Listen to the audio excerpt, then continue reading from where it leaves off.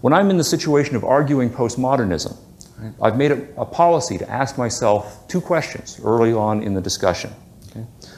I always seem to picture myself in a bar about midnight with fellow graduate students arguing over beer. Okay? I had my first significant encounters with postmodernism in graduate school. Most of graduate school goes on in the bars, not the library. So I think that made a lasting impression. Now, the two questions are, when I'm judging my interlocutor, first, is this person honest? Okay. And second, what matters most to this person? Okay. The first is important because it's easy to waste a lot of time discussing things with people who aren't really interested in thinking something through. They may seem to enjoy debate initially, but it's a game. Right? They're not really open to having their premises challenged or to think through their assumptions. The mark of this is almost always evasiveness, switching the subject when hot water is sensed. And it's just not worth it to pursue if our idea is to get to the truth here. Life is short. Now, there's an exception here, especially when you're early in your career. If you want to sharpen your debating skills, then go for it.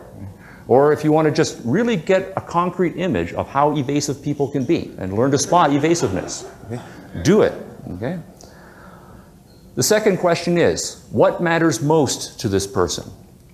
This question allows you to focus most effectively your time that you spend in the debate. For an example, any discussion about postmodernism is going to wander from politics to historical claims to epistemological claims about interpretation, relativism, and subjectivism. Now here's my bold claim. 95% of the time, the politics is what matters most to your interlocutor. So focus on that. Okay? The epistemology and whether the Aztecs really performed sacrifices, those are way secondary. Okay? They're window dressing. Okay? In my experience, if you're arguing with postmodernists, especially in English literature, law, and history, they didn't come to postmodernism via epistemology. They had a political agenda, and they only later backed into relativistic epistemology. So you're not going to change anyone's minds by proving that the census are valid or that Columbus was a nicer guy than Montezuma. Okay? There's a follow-up point here about focusing on the politics. And here I would recommend that you emphasize the positive. By that I mean focus on the case for capitalism and liberalism and de-emphasize arguing against socialism.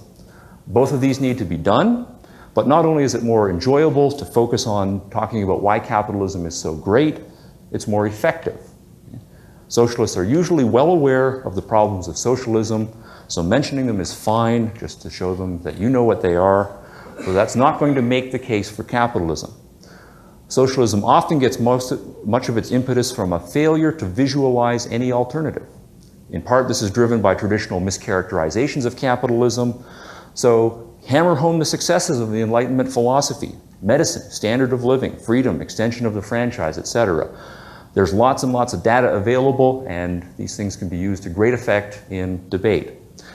And hammer home especially the individualism that lies beneath the liberal capitalistic vision. The importance of being an end in yourself, setting your own goals, figuring out the means, prizing one's creativity, ingenuity, and responsibility. These are all the things that capitalism protects and nurtures, and these are the things that get people turned on, much more than a dismal listing of socialism's failings. All right, I have emphasized the politics and the psychology and de-emphasized the epistemology in dealing with postmodernism.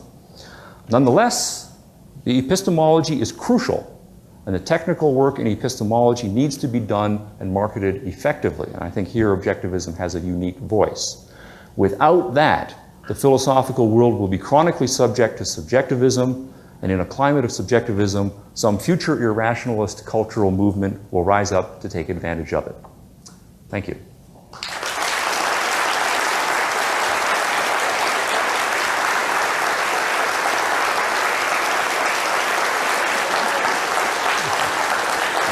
Thank you.